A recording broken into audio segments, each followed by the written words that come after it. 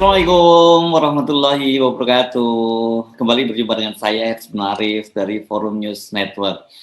Ternyata bukan hanya Anda, atau tepatnya bukan hanya kita ya, saya dan Anda, yang terheran-heran, terkaget-kaget dengan gaya hidup keluarga polisi, itu terutama para istrinya.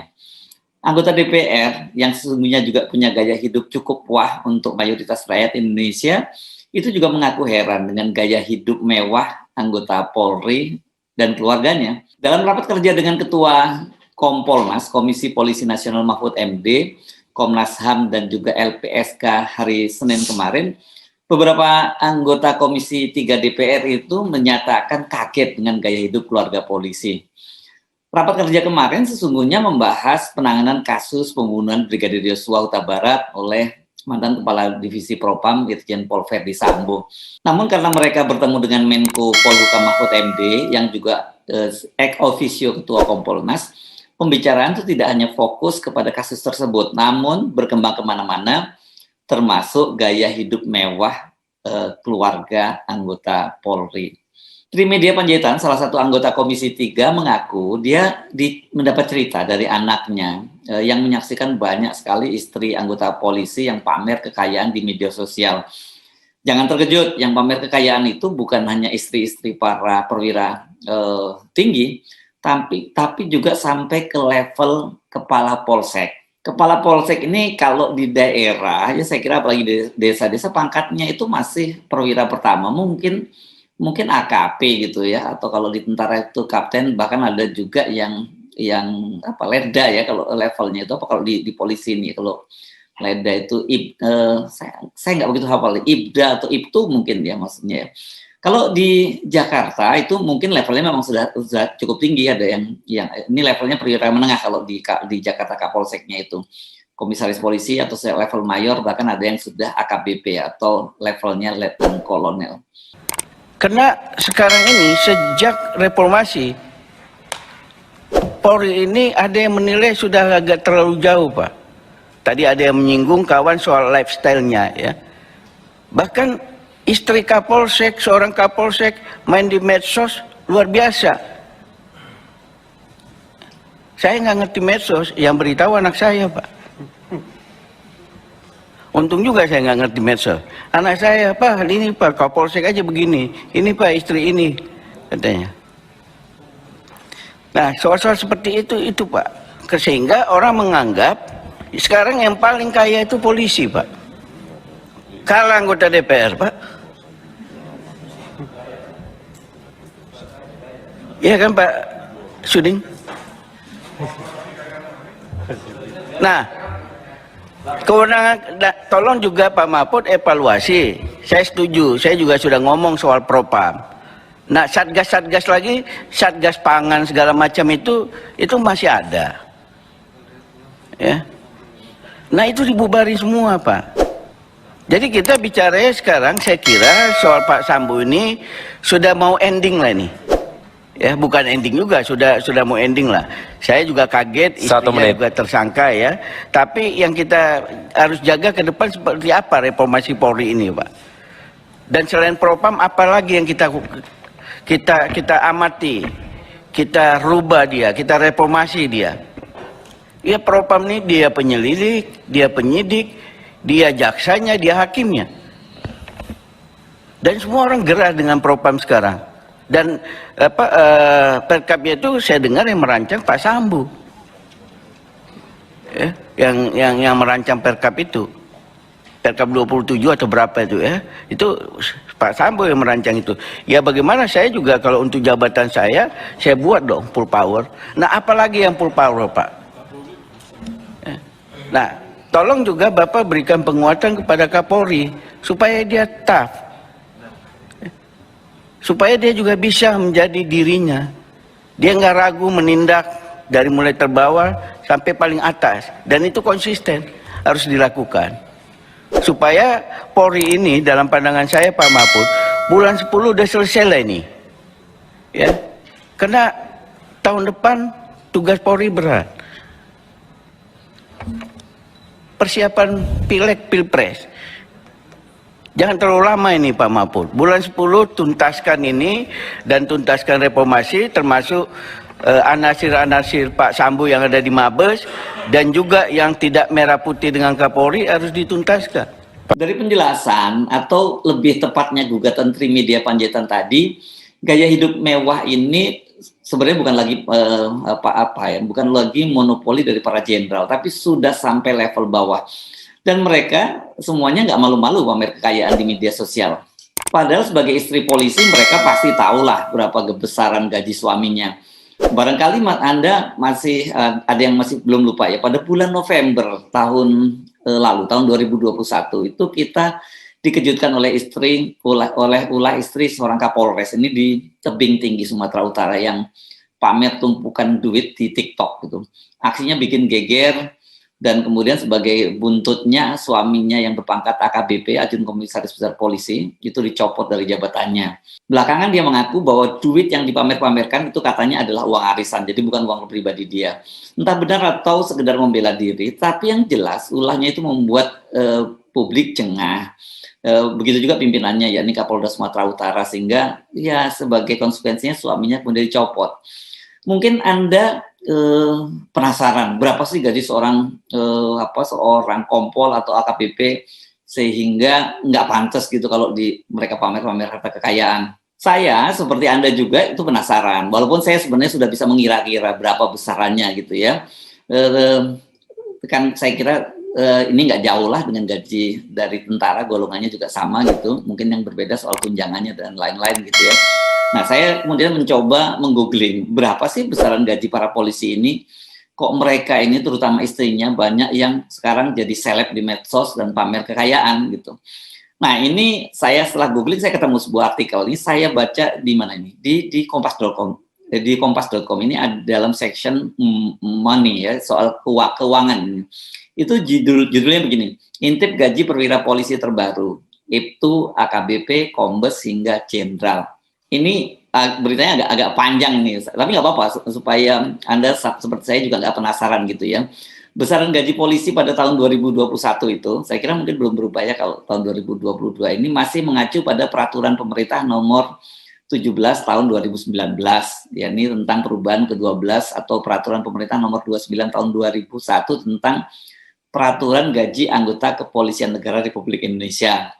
Dalam aturan tersebut dijabarkan tentang rincian gaji polisi per bulan, mulai dari tingkat tamtama hingga jenderal. Besaran gaji polisi per bulan bervariasi sesuai dengan tingkat kepangkatannya. Untuk gaji polisi perwira pertama itu ditetapkan paling kecil Rp2.735.300 per bulan dan paling tinggi Rp4.780.600 per bulan. Sedangkan untuk gaji polisi perwira menengah itu ditetapkan paling kecil Rp3.100.000 per bulan dan paling tinggi Rp5.243.400 per bulan. Sementara untuk gaji polisi perwira tinggi dengan bintang 1 sampai bintang 4 ditetapkan paling kecil itu Rp3.290.500 per bulan dan paling tinggi Rp5.930.000 Rp5.930.800 per bulan. Ini ada datanya lebih lengkap nih, rincian-rinciannya ya. Misalnya begini, ada gaji polisi golongan 3 itu perwira pertama atau PAMA disebutnya. Ajun Komisaris Polisi itu kapten di tentara 2.909.100 rupiah hingga 4,7 juta. Oh, ini lengkap deh datanya. Nanti gaji golongan polisi perwira menengah itu golongan 4 itu ada rinciannya, detailnya lengkap, itu juga bisa Anda baca juga nanti. Kemudian jenderal polisi seperti saya sebut tadi ya, itu 5.238.200 hingga 5.930.800 rupiah. Ini kemudian terinci kalau komjen berapa, kalau irjen berapa, dan kemudian bintang 1 berapa. Tapi angka-angkanya ya seputar-putar itu saja. Nah, di luar gaji tadi itu mereka juga menerima bermacam-macam tunjangan yang besarnya juga tergantung pangkat, jabatan, dan daerah penempatan. Ini yang disebut sebagai tunjangan ya, tunjangan polisi. Seorang anggota polisi selain menerima gaji pokok juga menerima tunjangan setiap bulan, dan tunjangan yang nominalnya cukup besar itu berupa tunjangan kinerja, tutukin, besarnya disesuaikan dengan pangkat atau kelas jabatan. Nah, pada yang terakhir ini Presiden Jokowi itu melakukan remunerasi tunjangan kinerja pada pegawai Polri lewat Peraturan Presiden Nomor 103 Tahun 2018 dengan tunjangan kinerja pegawai di lingkungan Kepolisian Negara Republik Indonesia. Jadi kalau Kompas mengutip dari laman resmi polisi, kelas jabatan di lingkungan Polri itu diatur dalam Peraturan Kepala Kepolisian Republik Indonesia Nomor 13 Tahun 2015 tentang tata cara pemberian tunjangan kinerja bagi pegawai di lingkungan polisi. Sebagai contoh misalnya Wakapolri, Irwasum Polri, Kabareskrim, Kabaharkam, Kalemdikpol dengan pangkat legend, pangkat komjen maksud saya itu masuk dalam kelas jabatan 18 nih. Kelas jabatan 18 ini tunjangannya 34.902.000. Lalu pejabat polisi dengan kelas jabatan 17 dengan pangkat Irjen, termasuk si Ferdi Sambo itu, termasuk kemudian asisten Kapolri, ada Asop, ada Asrena, ada asisten SDM dan lain-lain, serta Kapolda itu dengan kelas jabatan 17 maka tunjangan jabatannya 29.085.000. Jadi kalau kita bulatkan ya penghasilan seorang jenderal bintang 3 itu mulai dari gaji pokok plus tunjangan kinerja, tunjangan lain, katakanlah kita bikin bulat aja sekitar 50 sampai 60 juta. Tidak kecil tapi tidak juga sangat mewah gitu ya. Apalagi di luar gaji dan tunjangan mereka kan mereka ini dapat perumahan, fasilitas perumahan, kendaraan, fasilitas kesehatan dan lain-lain, banyak sekali fasilitas lain. Jadi relatif gaji itu bisa utuh gitu ya. Jadi memang hidupnya bisa sangat pantas, walaupun tentu saja tidak mewah. Saya secara pribadi sih menilai ya, dengan tanggung jawab mereka yang begitu besar, gaji para jenderal polisi ini dan termasuk juga di tentara dan level lain itu gaji mereka ini masih tergolong kecil dan seharusnya memang layak dinaikkan sehingga mereka ini tidak tergoda untuk korupsi. Bila Trimedia hanya menyebut Kapolsek tanpa menyebut nama secara spesifik, anggota Komisi 3 Arteria Dahlan secara tegas itu menunjuk hidung nama Kepala Biro Pengamanan Internal Karupinmal ini. Saya sering lupa ini ya, Divisi Propam, Brigjen Hendra Kurniawan yang sudah dicopot dari jabatannya dan kini tengah menjalani penahanan di tempat khusus ini. Menurut Arteria adalah salah satu contoh anggota Polri yang punya gaya hidup mewah. Sebagai Kompolnas, Pak Prof, apa pernah Kompolnas melakukan evaluasi terhadap Satgasus? Nih, ya, yang dibubarkan itu loh. Apa nggak tahu orang-orang di Satgasus tiba-tiba bisa sekolah? Pas di sekolah nggak pakai sekolah tiba-tiba lulus. Atau yang nggak pernah ikut terdaftar tiba-tiba masuk di tengah. Setelah masuk dapat jabatan-jabatan strategis. Setelah itu main-main perkara, ada jaga-jaga perkara. Itu kan udah rahasia umum. Ya, pemantauan fungsionalnya mana pengawasannya yang dilakukan oleh Kompolnas ini. Saya juga Pak Benny Mamoto juga ngomong lah. Di Polri itu orang baik stres. Kenapa? Orang benar nggak jadi benar, Pak. Itu loh. Orang yang antik malah dapat privilege itu loh. Ini yang kita coba melakukan penertiban saat ini. Saya percaya betul Pak Kapolri berani untuk itu. Sederhana Pak, kita bicara mengenai, saya akhirnya bicara ke person lah. Bagaimana seorang Karopaminal ya dengan gaya hidup seperti itu. Padahal itu adalah serambi mukanya untuk integritas Polri, Pak. Kompolnas sikapnya seperti apa selama ini? Nah ini hanya bagian-bagian kecil, Pak. Nanti saya bisa ngomongin satu-satu, tapi contoh lah. Ini kan kasat mata, Pak. Iya kan? Kita nggak bisa ngomongin person, akhirnya saya ngomong person lah. Set, masuk. Mobilnya apa? Taruh lagi. Ini udah di luar daripada dia seorang Karo, Pak, di Mabes Polri. Nah ini halal Pak, selama ini halal Pak. Nah apa yang dilakukan Kompolnas? Apa yang dilakukan Pak Benny Mamoto? Apalagi di situ kan di dalamnya juga ada yang namanya Pak Tito.